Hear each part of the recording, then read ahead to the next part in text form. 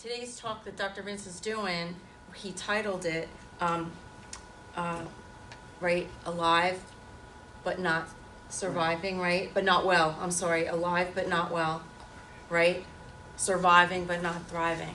I have a couple of clients who actually said to me, Maureen, I'm surviving, but I'm certainly not living. You know, and unfortunately, one of them is a very young person in college who's saying that to me. I just live every day, but I can't do the things I want to do. I don't feel well enough. You know, I'm alive, but I don't feel well enough to do the things that I want to do, which is very sad because he's got his whole life ahead of him. But the good news is that he's here, and he's lost over 50 pounds. You know, he's in Greece right now, and that was one of his you know, his concerns. I don't want to have an extender in front of all my college friends on the plane, and he doesn't now. So he's taken it into his own hands because he wants to be a cruise director, and he's going for it. So he's going to start thriving soon, which is great. So Dr. Vince is going to talk today about how all of us can do that, but we can just not just live, but we can live well and healthier, and how we can thrive, not just survive. So, Dr. Vince, we are ready for you. After Dr. Vince's talk, I'm going to allow some program sharing. Everybody loves program sharing. It gives you an opportunity to hear other people that are on this program and what their experiences are, what challenges they might have overcome, and people walk out of here feeling hopeful and they feel better. So that's always a big part of our night. And I'm going to make some announcements, and then we are going to announce the winner of Biggest Loser Awards with the summer awards coming up. Summer Biggest Loser. How's everybody doing tonight? Great. Wonderful. That's it? Great, wonderful? What about everybody else? Fabulous. Okay. Well, this weight loss program that we started here, it was about a year and a half, almost 2 years now. We had hoped it would be as successful as it has been. And when I say successful, I mean in terms of changing people's lives. We've been through, you know, almost a couple hundred people, and the stories that have come back to us from the people who have gone through the program have just been very rewarding, life-changing for some people. Like you were just talking about the young fella, you know, we've had people in this program from 20 years old to 82 years old, and that's quite a wide range of ages. But the way people feel differently about how they look, about how they're able to react with other people, it's just a great experience for us to try to help people to get that at that point in their lives. As you know, there's hundreds, if not even more, of weight loss programs that are available to people. A lot of them are very similar. A lot of them are trying to be exciting or different by using different words. But the thing that we try to do that a lot of programs don't offer is number one, the one-on-one work that Maureen does with each of you. I know that's very important because a lot of people tell me when I talk to them. That's one of the biggest problems and issues that people have is when they go on a diet, is most times you're doing it by yourself. I mean, you may have a spouse, you may have a friend, or whatever the case may be, but it's very difficult to maintain that same attitude throughout however long you need to go to get the weight loss. So by having someone like Maureen that you can work with on a weekly basis, it really has made a difference in a lot of people's lives. What I want to talk about tonight is a couple things. I want to show a couple of short videos because I really think they're very important, and then I want to go through some information. Many people, as they go through the program, they have a lot of different questions. One of the questions we hear a lot, quite often, is about cheating. And I don't mean on your spouse, I mean cheating in terms of food. You know, some diets out there have this cheat day that you can, you know, you got to be good for so many days, and then you can have anything you want on a cheat day. And so the question is, well, is that good? Is that bad? Can we do that? Is that something I can do? And so I'm going to cover that at the end. Exciting, isn't it, knowing that that's coming? I feel like I'm in confession. I said in the beginning, it'll be over. Yeah, you guys will leave, and that'll be that. So I want to just throw out some things there that you're going, oh, I have to wait. But you have to wait till the end. The other question that a lot of people have has to do with things like particular ingredients in foods, whether they're good or bad and why and so forth. And I'm going to cover some of that tonight. But, you know when that's going to be? Before At the end. But what I really want to talk about tonight, that I think doesn't get talked about enough, is about why foods do to us what they do to us. And so my question to you now is, where does your food come from? Not the food you're eating now, but where does food come from that the vast majority of people eat? Fast food. Okay. Any other thoughts? Where does the food come from? Why have we become such an obese nation? Well, not just us. If you read statistics, this entire world has become obese. England, Japan, Italy, all countries that years ago didn't have trouble with obesity, which we didn't either as Americans. When you grew up, you know, and I mean, I'm one of those people now I can say, well, when I grew up, you know, just that long ago, it was a different world. You know, I remember going to the pizza parlor and getting a slice of pizza and a little soda for, I think it was 20 cents or 25 cents. You know, 25 cents, now I throw it away. You can't, what are you going to buy with 25 cents? I'll pick it up. Pardon? I'll pick it up. Oregano? Oh, you'll pick it up? I don't throw it very far. But things have changed greatly in our country. You know, I always tell the story, I've told it to many of you when I talked to you in the consult. When I was young, we used to, I was originally from up North Jersey in Bergen County, Lodi. And we used to go to Passaic, which was the big town for us. If we didn't go to New York, we'd go to Passaic, and we'd go shopping, and we'd have dinner there, and all these things. And a lot of times we'd go to there's a little luncheonette there called the Blue Swan or something. And I remember when we had lunch, it was a little sandwich, and you get a little drink. Well, nowadays, when you go and you get lunch, yeah, I mean, you look at the portions, and they're ginormous. But that's not the problem. The problem is we eat them. Because we've gotten used to that. Oh yeah, that's good, you know. And then if we don't get that much when we go somewhere, we kind of get mad. Oh, you know, what is this? I'm paying for this. Where's my food? So over time, our minds have been changed to what was normal to eat, to what we consider normal today. Which is why today we used to be this weight as a country, and now we're this weight as a country. And it's a bad thing health-wise. You know, they talk about our healthcare system, that it doesn't have enough money, and we're running out of this and running out of that. You know what the biggest weight on our healthcare system is? Obesity. Obesity. Yeah, obesity.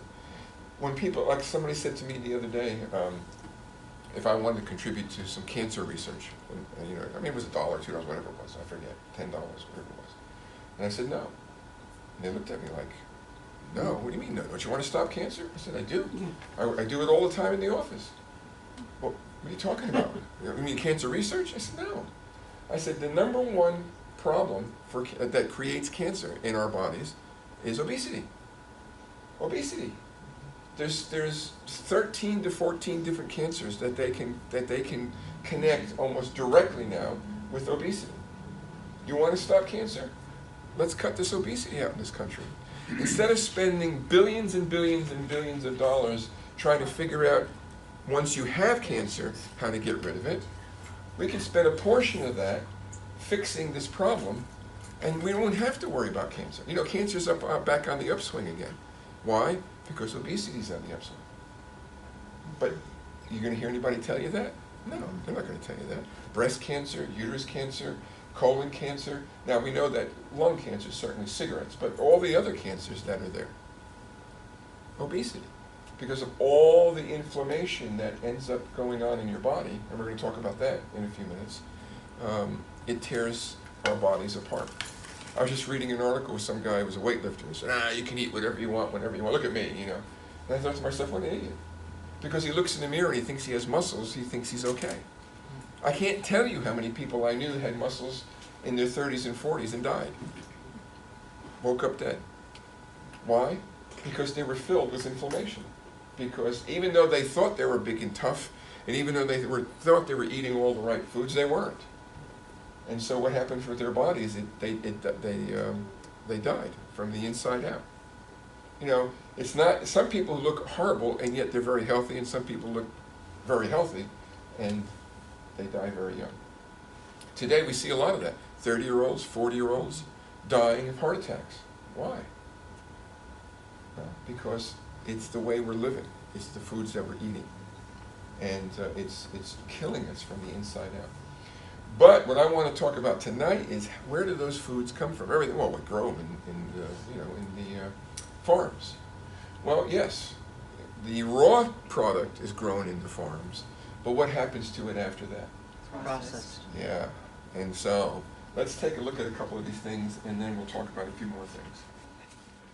So now do you see why cheating is bad? Because it's like cocaine. That's what this stuff is. If you think about it for a minute, especially some of the foods you saw here, I mean, you can walk into the grocery store and see all the foods there in these aisles. Are these companies worried about nutrition? No. No. What are they worried about? Money. Selling stuff. Yeah. And how do they do that? By taste, by crunch, by all the chemicals that they can put into this piece of food. So you you have a farm that grows corn, they take the corn, they grind up the corn, you get cornmeal, so you're going to make a chip. Then what happens to it? They add everything. 1,000 things, right? It went from a piece of corn that you can eat that has fiber in it and natural sugar and good things into something that's absolutely destructive to your body. I'm talking about deadly. I'm not talking about, well, you know, I'm talking about deadly. Literally killing you. Helping to create cancer, helping to create heart disease, helping to create cardiovascular disease. Why? Because these guys are spending millions and millions and millions and billions of dollars on trying to figure out what chemicals are going to make you and you and you and me keep buying that junk. Do you ever have a favorite food? Sure. Right? Oreos, or I can't remember half of them because I don't eat half of them anymore. Well, what makes it our favorite? Is it because we've decided it's our favorite food? It's an addiction. Yeah, because they decided with their chemicals that it happens to fit your flavor pattern that made it a favorite food. So the question, because I used to ask this question when I used to do stop smoking clinics. Are you in charge of your life? Mm-hmm. Are you? Definitely. Yes. Really? Hmm. Now you are. Now. Now you are. Were you in charge before? No. No. No, because you would buy things based upon what? Need. Color, flavor, yeah, Addiction. addiction. You think you were going down the, you know, you got your little carriage, you're going down the aisle, and oh yeah, oh, you were picking those things because you wanted those things? No, because they made you want them. That's right. That's exactly right. And so, what used to happen when you used to taste a more natural food or blander food? What did you think? Yeah. Ugh, I don't want that.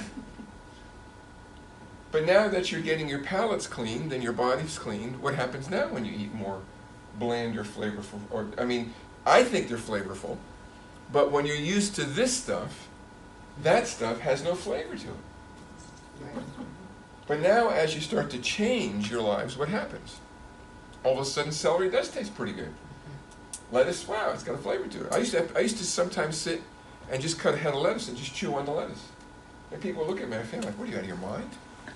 There's no taste there. And I used to say, there's a lot of taste there. But you can't taste it if your tongue and all the receptors on your tongue are filled with sugar, salt, and fat. Nothing's going to taste good. So you think that you're choosing things. I was just in the ShopRite the other day. I was getting a couple of things. And I look at the baskets, and I see what's in these baskets.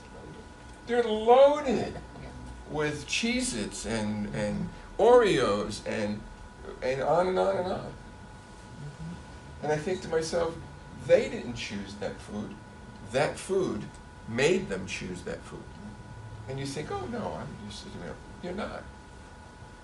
These guys here are smarter than us guys here. Well, they not anymore, but they are, because they spend millions of dollars and they bring in scientists from all over the world. Have you heard? Neuroscientists, chemical scientists, food scientists, to sit down and figure out, how am I going to get your tongue and your you ever play that with a kid? I'm going to take your tongue. Well, they do take your tongue, and they don't give it back.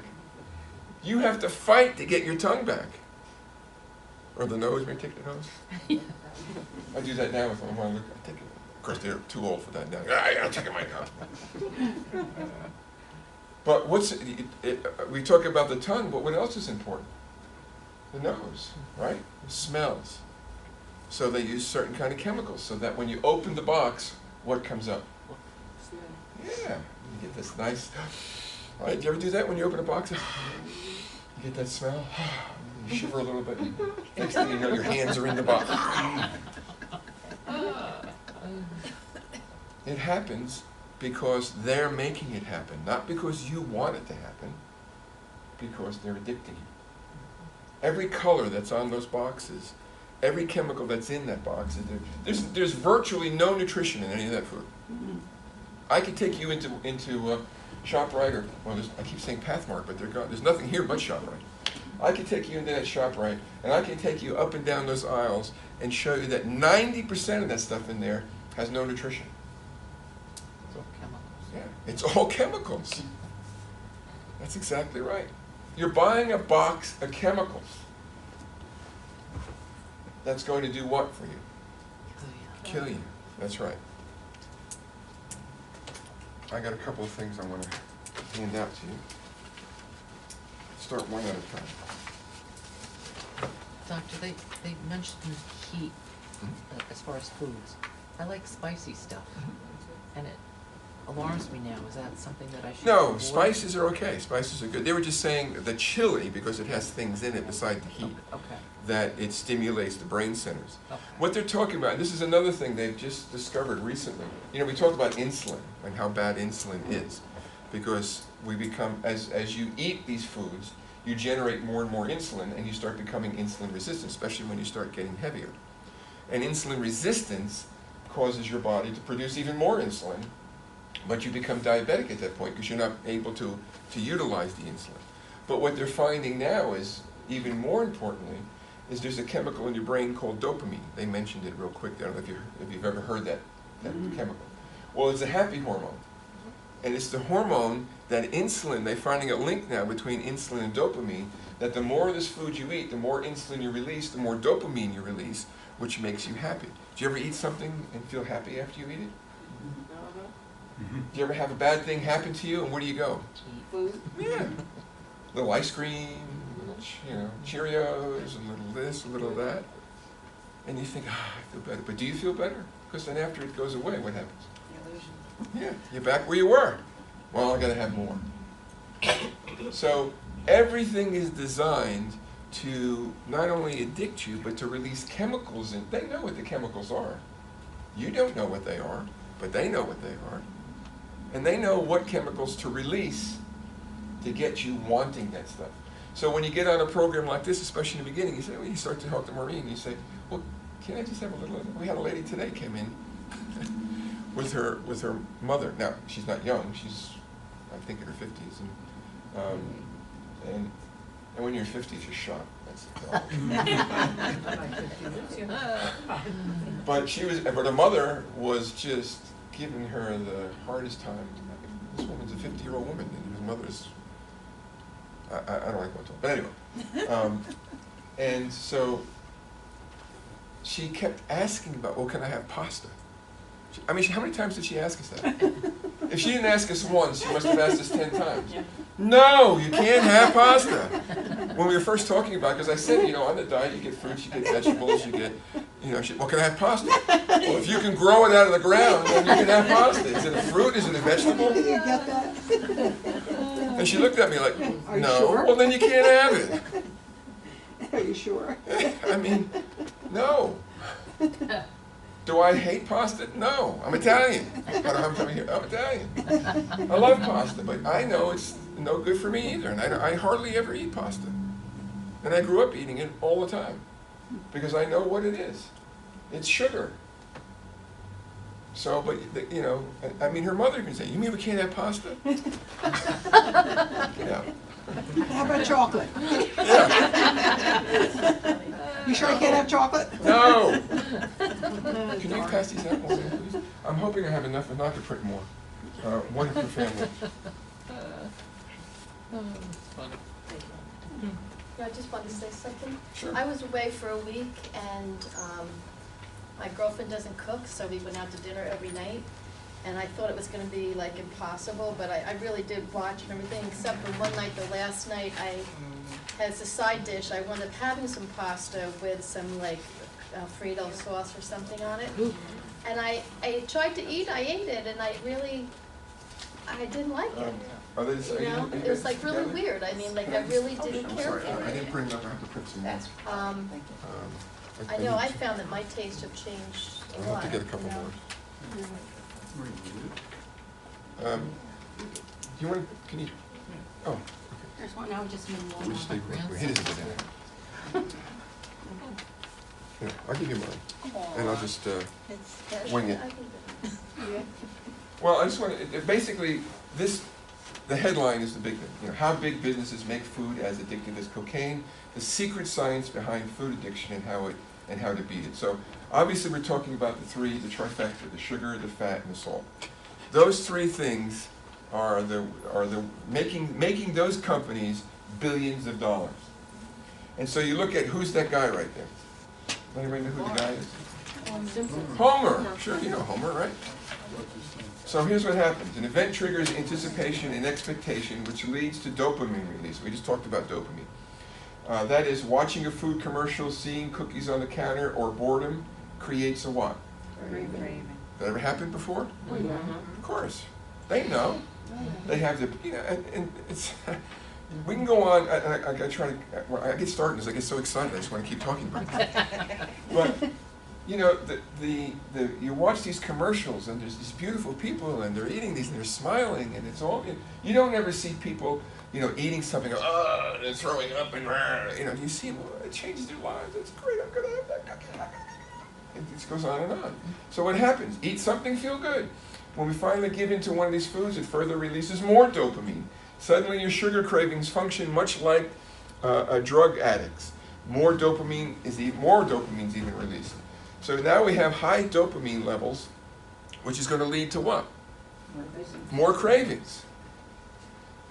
In experiments, people often report more hunger midway through the meal than before. This is partly because more dopamine is being released as we eat. Therefore, it's strengthening the what? Craving. So what happens now? Dopamine levels begin to drop. Therefore, what starts dropping with it? Pleasure. Right. So what are we going to want to do? Eat more. Eat more. Right. So it's a cycle. Round and round and round we go. Right? And isn't that what you were doing before? Sure it is. I highlighted some of these things, like for instance it says in studies done on mice to find out how hard they are willing to work for certain foods, the breaking point for foods high in sugar and fat were a step below cocaine. Animals are literally willing to work almost as hard to get either one. But you know that, right? Whatever happened, ever happened when you were craving something, you went to the went to the closet, and you opened it and it's not there, what happens? Go to the store. Yeah, that's right. He said, I don't care if it's snowing, I don't care if it's raining, I don't care if it's lightning, I'm getting in that car and I'm going to get me some. Right? How many times have you done it? Why? Because these guys, Got you hooked. right. Not because you wanted to, well, you think you wanted to go, but they made you go. In 1960, women aged 20 to 29 would average about 128 pounds. By 2000, the average weight of women in the same age bracket was 157 pounds. That's a pretty big difference. For 40 to 49-year-olds, it jumped from 142 pounds in 1960 to 169 pounds in 2000. Yes? Are the scales being adjusted or the metrics being adjusted to make it bigger as we? Oh, sure. I thought so. Oh, So if you go to the doctor now, this wouldn't apply. No. No. Everything's changing to fit it. It's bad. Very, very bad. Well, you can read through this. If you look at the next page, I highlighted, ordinarily after we eat the same food over and over, something called habituation sets in, meaning dopamine levels will decline and the food loses some of its capacity to get us high. But interestingly enough, cocaine and the foods that we're talking about don't cause the brain to curb its dopamine responses at all. Cocaine will not result in habituation, meaning it will not decrease. It keeps that desire high. So a person who uses it will continue to release dopamine at almost the same amounts as the initial level. So you get the cravings. The cravings keeps going, keep going. You can't stop yourself. That's why the that commercial, do you remember the commercial that says, can you only eat just one? Right. Yeah. Do you realize what it was doing? Programming is. It was making fun of us. Oh, really? Because they knew you couldn't eat only one. Mm-hmm. So it was making fun of us. It knew, they knew that you couldn't do it. So it was a joke to them. Can you eat only one? And we laughed as we're eating. We're sitting in front of the TV, we got the bag in front of us, they're laughing at us and we're laughing with them as we're stuffing our faces. Oh, I can't eat just one. It's horrible when you think about what what they're doing. It's really evil how they conditioned us. Yes. Evil is the exact word. You're exactly right. But we went along with it. We didn't have to do it, but we did. And that's why, again, I'm bringing back again. So is it okay to cheat? No, because what is cheating going to do? Make Get you you sick addicted. again. Let me tell you something, especially some of you who are in the initial phases of this. Cheating is the absolute worst thing you could do at this point, because all it's going to do is fire all that back up again in your brain, and it's going to make you start craving all that stuff again. You can't cheat. I don't care what diet, I don't care who they are, what program they are, if they tell you can have a cheat day, you need to run as far from that place as you can possibly run. Because that's, you know why they tell you can have a cheat day? They want to make money on it. Yes. It's nice to see, and when you start to explore this from a different level, you start to realize that everybody's after you. Some of these programs, some of these weight loss programs have lifetime memberships. Why? Because they know you're not going to make it. So they figure, hey, stick with us forever. We can use your money. That quarter, they want that quarter. You're going to have to fight them to get it. But they've already figured out how to get it. That's why they're a $1 billion industry, a $1 billion company. Because people go in a revolving door. Come out, you go in. You come out, you go in. You've got the food companies and certain weight loss, some of these weight loss companies, they're in cahoots with each other. If you were a cocaine addict, would I be sitting here and saying, all right, you can detox for 6 days, but on the 7th day, have as much cocaine as you want? Sure, what a great idea. That's going to get you off cocaine. But that's what they're doing. They're saying, get off this stuff, but on this day, have as much as you want. What is that going to do? That's going to start firing all it back up again. On the next page, it says down, I didn't highlight it because I would have to highlight the whole page. Hidden sugars and fats is another way that virtually all big food companies have secretly made your food addictive, as well as fattening. Applesauce, breakfast cereal, even what? Pasta! Pasta! All have added sugar. Do you ever look at the ingredients in a can or jar of sauce, spaghetti sauce? They all have sugar. They're full of sugar. Yeah. But you know what its cousin, you know who his cousin is? Ketchup. You know what sugar's in ketchup? A lot.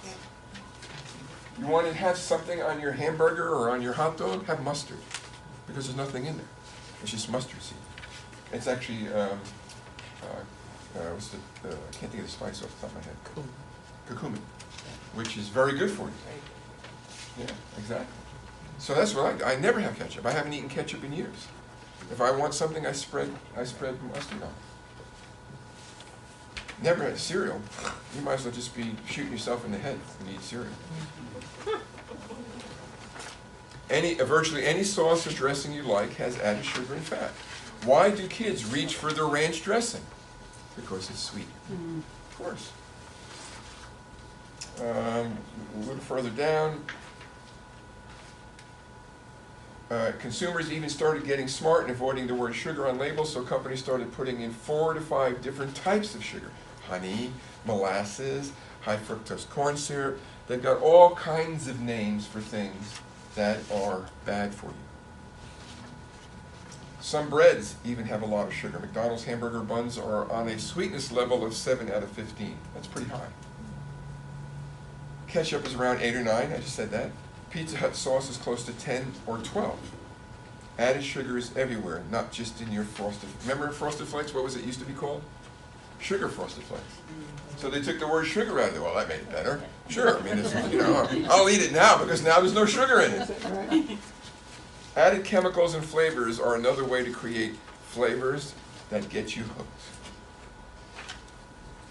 It's not about willpower, the next page says, it's about biology.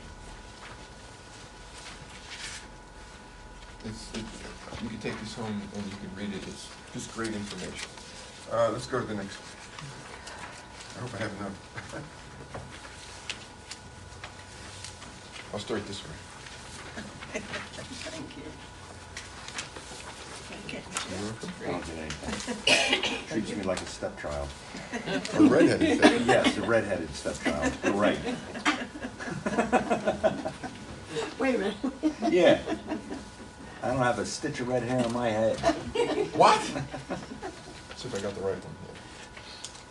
All right. So the next one, how the food industry helps engineer our cravings. Again, it's very similar. You can look where I highlighted. For example, he walked me through the recent creation of a new soda flavor for Dr. Pepper. He started with no less than 59 variations of sweetness, each one slightly different than the next, subjected those to 3,000 taste tests around the country, did his math, put in the data in the computer, and out the computer spits a bell-shaped curve where the perfect amount of sweetness, not too little, not too much, is at the very top of the curve. So these guys sit here, 3,000 taste tests. You don't think they're going to get you? They're going to get you. You can't hide from them. You can't dabble in this stuff. You can't just have one. They're too powerful. You want to lose weight and be healthy? You got to get rid of it. You got to. Because they're going to get you. And they're going to keep you until you die. And then they're going to come after the rest of your family. They're like the mob. They know where you live. You think you can avoid them? You can't avoid them. Vito's going to come, and he's going to get you. And I know my middle name is Vito. So. We talked about this. This is called the bliss point. That guy mentioned the bliss point. Because that's what it does for us, right? You're a little depressed, you get some ice. Even on TV, on the TV shows, people get depressed, what do? They pull out a big thing of ice cream. So just constant reinforcement, constant reinforcement. That's what you should do. If you're depressed, go get ice cream. Why? To kill you a little faster? Yeah, you'll feel a little better, but for how long? While you're eating it? So that's what happens. You don't want to stop eating it. Oh, this feels good. I feel better. Oh, I feel better. Oh, I don't feel so much. Oh, I feel better. I feel better. You just keep doing it over and over and over. Does everyone have one? Does anyone need one? Okay. Is sherbet on the same level? Yes. Does it work? That's sugar. It's not any worse. It's just the same. There is no worse or better. See, that's thank you for saying that, because that's a good point. You know, we think we start prioritizing foods. Well, this is better than this is better than that, because that ingredient doesn't look quite as bad. They're all bad. What about like the Arctic ice cream? It's supposed to be so healthy. It says don't feel guilty if you eat the whole thing. Well, if it says don't feel guilty, it's bad. Feel guilty. And it's supposed to be like so like healthier than, Yeah. but it was good. Well, I'm not saying this stuff doesn't taste good, because that's how it's made. It's made to taste good. But it's bad. Did I say bad? Bad. Very bad. It's very bad. It's not just bad, it's very bad. Let's go to the next one.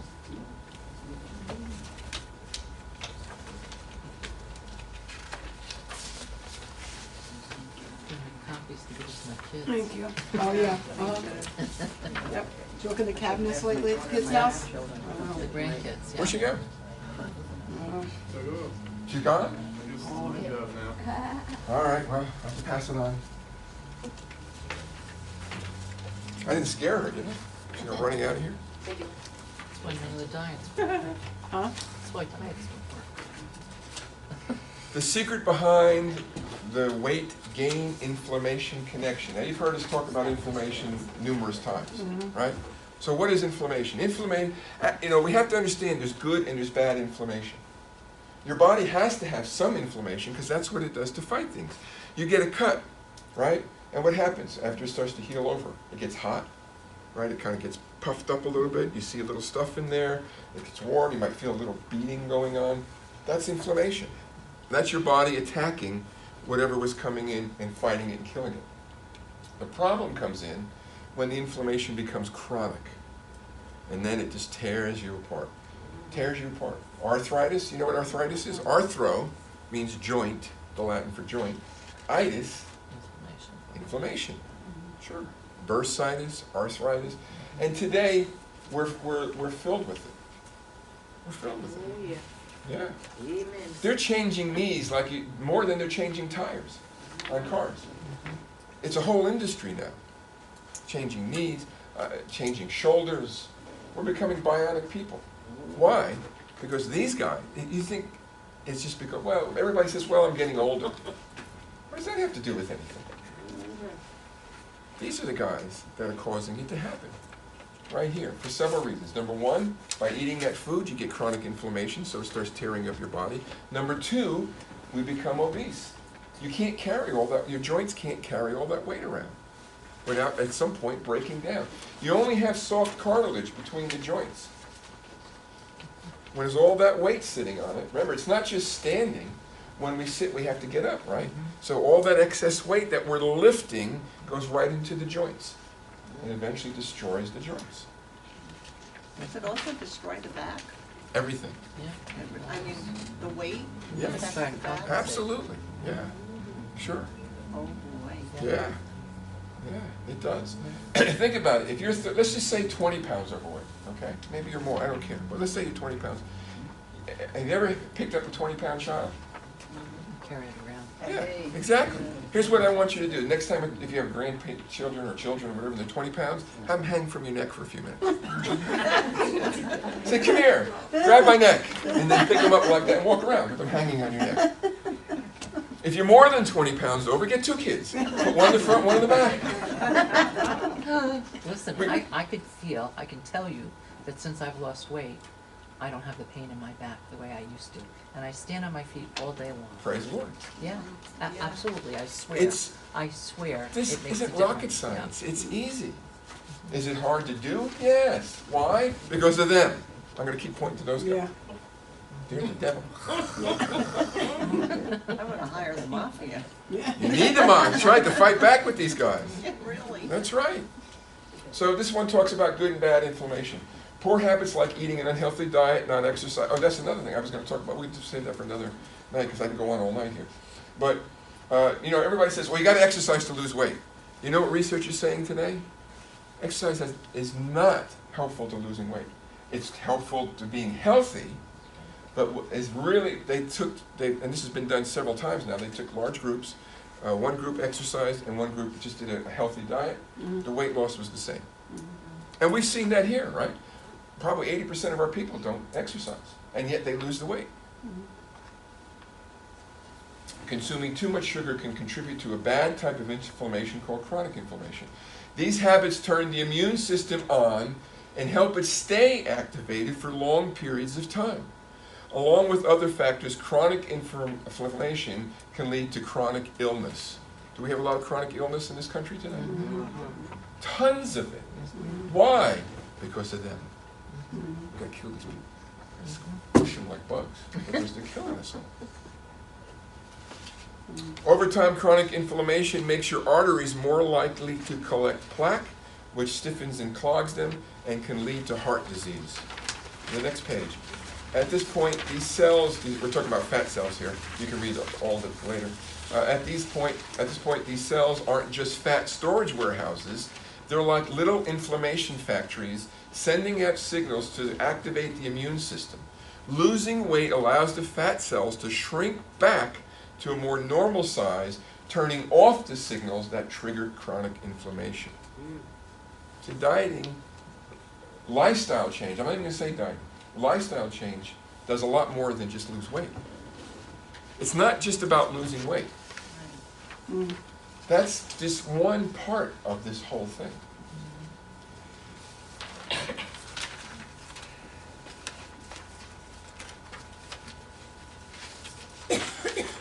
Now, we're going to talk about this, which is another question a lot of people had, and a lot of people really don't know much about. Oh, you're back. It's about time. I thought I scared you. You ran off. Thank you. So, we've talked about sugar. We talked about fat. What about salt? Is salt bad for you? Oh, yeah. Oh, yeah. But you may be surprised at how much salt you're actually eating. You think, they talked about it a little bit here when they were showing you the Cheez-Its, right? Cheez-Its without salt is like eating cardboard. Everything. Yeah, Without salt. right. Saltines, right? That's right in the name, saltines, right? Because they know that salt is going to bring out flavor, and it's going to make you want to do what? So what happens with salt is, well, first thing, what this talks about is something that's really important to understand too. We talk about sodium and we talk about salt. They're really not the same thing. Sodium is a component of salt. So when you eat salt, it gets broken down into sodium, and the sodium then, it's actually sodium chloride, and the sodium then goes into your system and starts wreaking havoc with your system. So this talks about how much you should take, how much you shouldn't take. On the next page, I highlighted a couple things. Too much sodium in the diet can lead to high blood pressure, leading cause of heart disease and stroke. Reducing sodium in foods could prevent hundreds of thousands of premature deaths and illnesses over a decade. Hundreds of thousands. Now, do you think that would make a change in our healthcare system? It would make a huge change, right? We're talking about one thing. That stupid little salt shaker that looks so innocuous in your kitchen. It just sits there all nice and white. But if you open it up and look in, you know what you see? You see the devil. You see his face right in there. We think it's white because it's angelic, but it's not. Yes. Like you recommend sea salt well in this program. Is there a reason why, and I find it very strong tasting. So you use less. That's why. You want it, if you're going to use any salt at all, you want something that's going to give you flavor, so you don't need as much of it. So the less you use, the better you are, but you still get flavor out of it. But we're so used to so much salt that it almost tastes normal sometimes. And foods, Maureen was just showing me something, I don't know if it was today or yesterday. There was a type of food, I forget what it was, but it had 300 milligrams of sodium in one slice. I think it was meat or something, wasn't it? A pork or something?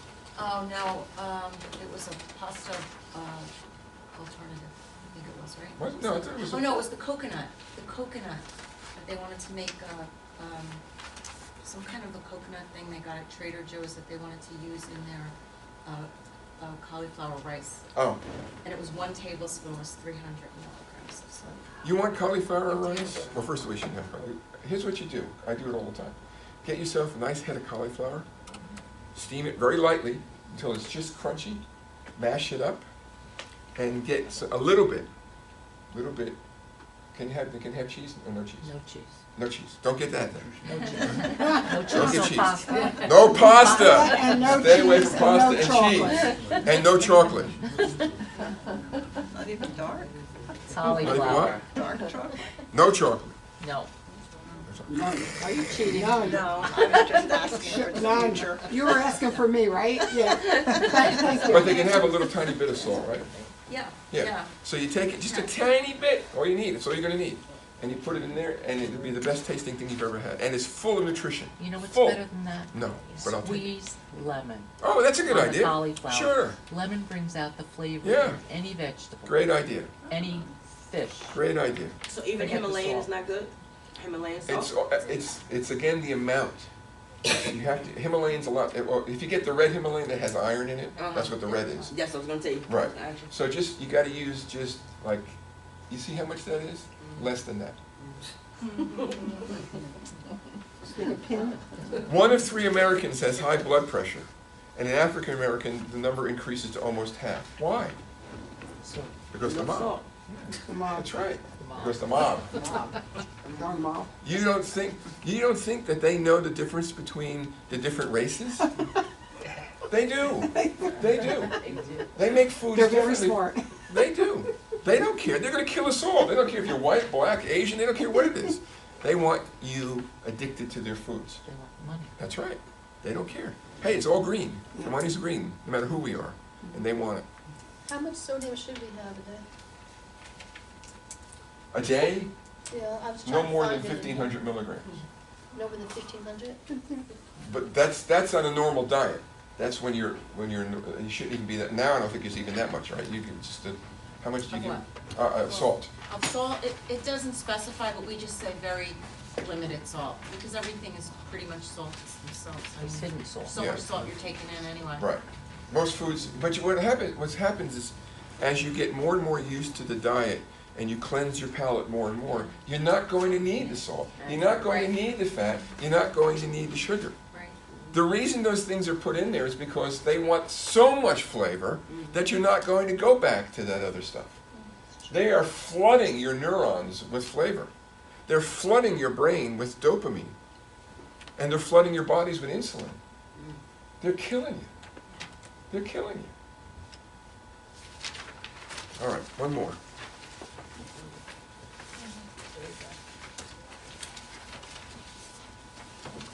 Gee, I'm depressed. Don't eat. Don't be depressed, be I'm happy depressed. that you're here. Nobody would tell you this stuff.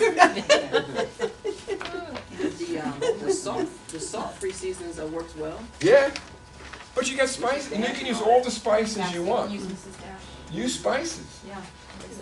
There's, we never use spices because we get it all inside the foods we were eating. Now that you're not eating all that junk, you can use spices. Yeah, you can flavor up any kind of food. Like you said, lemon, you could use pepper, you can use all those spices. There's Tony Turmeric. Chakiris. There's a lot of Tony spices. You like Chakiris. I Tony, love right? You Tony. like Tony. This goes 7 reasons why too much salt is bad for you. Now, I highlighted one sentence. It says the overuse of salt can cause chemical imbalances that can lead to what? Death. Oh, come on, you can say it louder than that. That can lead to what? Death. How about on this side? Yeah. Because it's going to kill all of us. You can be quiet, but it's still going to get you. So, it's death. Is death good? No. No. I mean, it is a way to end all your suffering, but I wouldn't recommend it. No. That's true. Yeah, it's just a killer. It kills you. Death kills you. Took a little while to get out there, but death is a killer. You're a very good presenter. It says here the World Health Organization recommends no more than 5 grams of sodium per day, but that's, again, that would be on a normal situation. And you have to remember some of these things. They're saying it because that doesn't mean we need that much. They're saying it because the people are so used to salt, they're going to have to come up with something. And most people, they're showing here, you say eat 8.5 to more grams of salt a day, which is killing you. It's killing you. So it goes through all these different things why salt is bad for your cardiovascular disease. It affects the brain. Edema. Does anyone know what edema is? Swelling. Sure. Why do we know that? We have it. Yes. That's right. It's too much salt. Yeah, because you say that. I ask everybody. They all know what edema is. When I was young, I didn't know what edema was, but we all know what it is because we all have swelling. Why do we have swelling? Thanks, Maria. Because of that. See that? Yeah. Devil dogs, they're going to get you. Craving more salt, unhealthy foods. As it says, they're consuming too much salt over a long period of time can make your taste buds accustomed to the taste. No longer registering how much salt you're consuming. It doesn't even matter anymore. Because the more you eat, the more you want. The more you want. That's right. Stomach cancer. Did you think salt can be related to stomach cancer? Absolutely. Kidneys. Now it's really playing havoc with your kidneys. That's how you get high blood pressure. It's because of your kidneys. What happens, there's little cells inside your kidneys that monitor the fluid that goes through them. It's monitoring the salt. And when the salt goes up, it thinks you're hemorrhaging. It thinks you're losing water. That's what it's built for. It's built so that in case something happens to you where you start losing blood, the kidneys picks that up, and it kicks in all sorts of things. I won't go through now, but it kicks in all sorts of things to try to get more water back into your body to bring the pressure back up. Because what happens when you do hemorrhage? Your pressure goes down because all the liquid is coming out of you, and eventually you die. But what it doesn't know, it can't be built to know everything. What it doesn't know is that it's just that you're consuming more salt, so the salt rate level goes up, and it doesn't realize that you're not hemorrhaging. It just says, hey, you must be hemorrhaging, so therefore I'm going to open up all these valves and start taking the water that's coming through the kidneys and shove it back into the vascular system. So what happens is now you're getting more liquid in the vascular system, so the heart has got to pump. It's harder for the heart to pump, so the pressure goes up. So it affects your kidney. So when the pressure goes up, and here's the crazy thing, the bad thing, when the pressure goes up, if it goes too high, you destroy your kidneys. Because your kidneys can only handle so much pressure. And if your pressure gets too high, it'll start breaking down all the little parts of the kidneys that do all this work. And of course, bloating. You ever felt bloated after a meal? Mm-hmm. Of course. Why? Because of that. Garbage. That's right. Garbage in, garbage out. You get tired, you can't stay awake, you don't sleep well, you go on and on and on. We know what edema is. Our doctors tell us what? Lose weight. Lose weight. Right. Yeah. And we say, well, okay, I'll go to this program where I can eat anything I want and have cheat days. You know, my doctor wanted me to lose weight, obviously, and he was promoting Weight Watchers. And I can't wait to go back to him with a stack of Waring's cards to say, Tell him. promote this. Right. Tell him if he wants to help people to lose weight and Yeah. get healthy, Yes. tell him to throw those Weight Watchers cards in the garbage. Absolutely. Am I getting recorded? Goes Because you can't show that to anybody, I have to bleep that part out. Does salt intake help cause like spider veins and varicose veins? Sure. It certainly can cause that to happen more quickly because it's bringing up the pressure. That's what,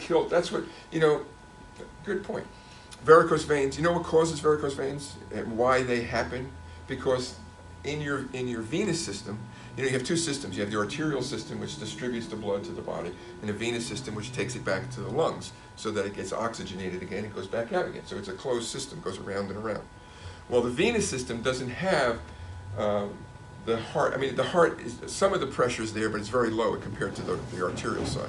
The arterial side, the normal pressure is 120 over 80.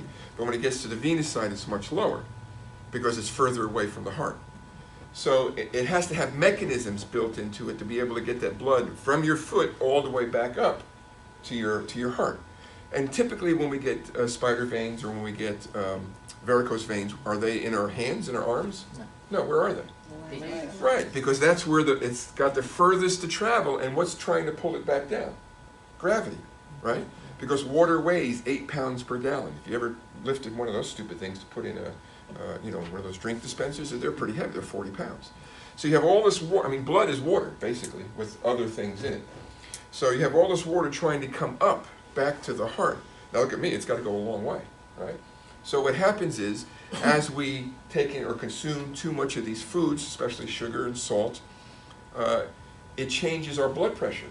And so it starts causing those valves that are in there. There's valves all the way from down there all the way up here. So as the blood comes up, it has a valve here and a valve here. So as it pumps up, those valves open, allow the blood to come in, and then they close. And then they squish again, and they open. And so it's like almost like going up a ladder as it's going up. So salt, which raises pressure, starts to put undue pressure on those valves, and they start breaking down. Or obesity does it because we have all this weight pushing down on us, and eventually all those valves begin to break down. And when it gets bad enough, especially again, if we eat a lot of salt, we get a lot of pressure, we see the varicose. Some people have very, very bad varicose veins. They stick right out, almost out of the leg, and that could be very dangerous.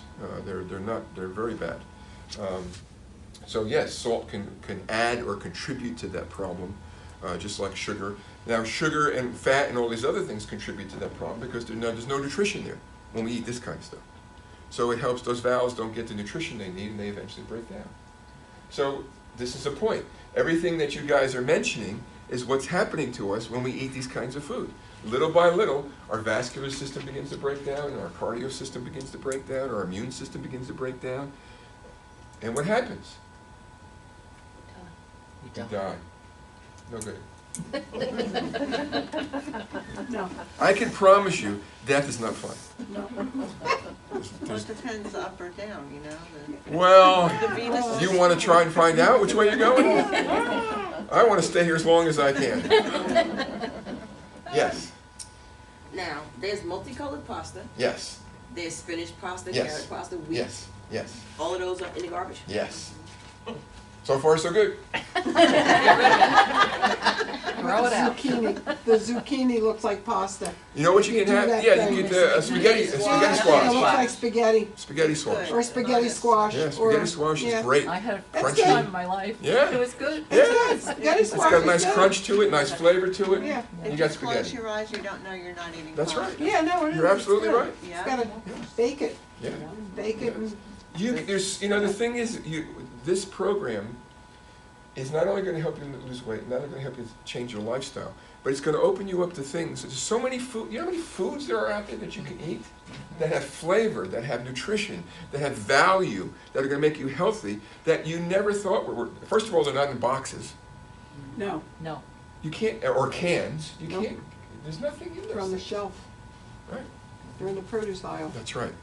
So you don't have to really shop a lot, No, you only because need you one. only Oh, can I go have to to these shop all the aisles. time. I'm shopping more now than I ever did. Yes. For the fresh stuff. Yeah, but you can't go Right, to, exactly. you don't go up and down the aisles, because there's nothing there you No, can I have, don't it's just know. all the, Right. I That's right. go real quick. You go around the. because That's you just- right. Stay away I from the get done center real section. quick. That's right. Because I don't go to any of those center Right. aisles, bread aisle or any of that. No, because it's Yeah. all death. It's quick, Right. yeah. It's all quick death. shop. Anytime you go down that aisle, all you're going to see is the devil. Yeah, I'm gonna think of Go to that, the so fresh I'm not produce gonna aisle go. and you see the angels. I'm not going, yeah.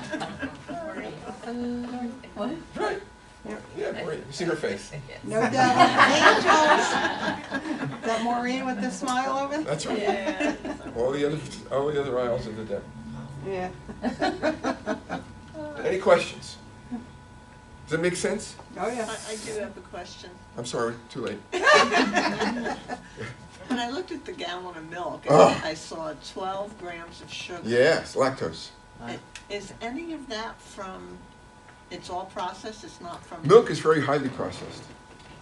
Yeah, milk is not a good thing for us. So the cow doesn't actually naturally produce any No, of that sugar? no. A Just cow checking. produces, well, how I am I going to say couldn't this? believe they would put sugar in milk. I just couldn't. Well, no, believe it's it. naturally, I mean, the sugar is there naturally in the sense that, but it's not good for us either. It's still not good for us. Yeah, okay. But you have to think about, why is a cow producing milk? I mean, when does, Because it's pregnant, right, it's a pregnant cow. they impregnate cows on a regular Yeah, basis so they can produce milk. To have milk, Right. yeah. Only Yeah. time they have milk. And why are we drinking a cow's impregnated milk?